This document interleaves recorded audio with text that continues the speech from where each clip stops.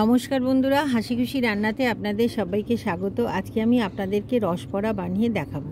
ভিডিওটা প্রথম থেকে শেষ অবধি দেখবেন আর লাইক করবেন আর চ্যানেলটিকে সাবস্ক্রাইব করবেন।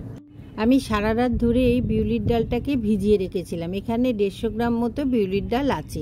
এবার আমি মিক্সিতে এই ডালটাকে ভালোভাবে বেটে নেব। এর মধ্যে দিয়ে দেব স্বাদ মতো নুন, আর দেব সামান্য মৌরি, আর দেব সামান্য জল দিয়ে আমি ভালো করে এটাকে বেটে নেব। দেখুন আমার বাটাটা হয়ে গেছে। এবার আমি একটা পাত্রে এই বাটাটাকে নিয়ে নেব, নিয়ে আমি ভালো করে ফেটিয়ে নেব।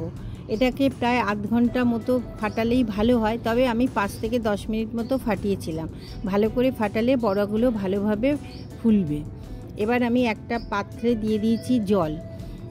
এখানে আমি খেজুরের গুড় দিয়ে দেব, দিয়ে আমি ভালো করে রস বানিয়ে নেব।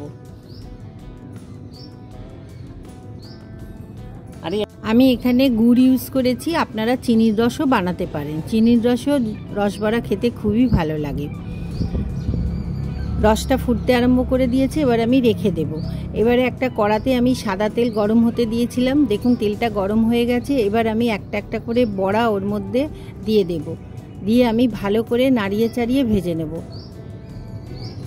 ব্রাউন কালার হবে সেই পর্যন্ত ভাজতে হবে। এবার আমি একটা একটা করে বড়া উল্টে দিয়েছি।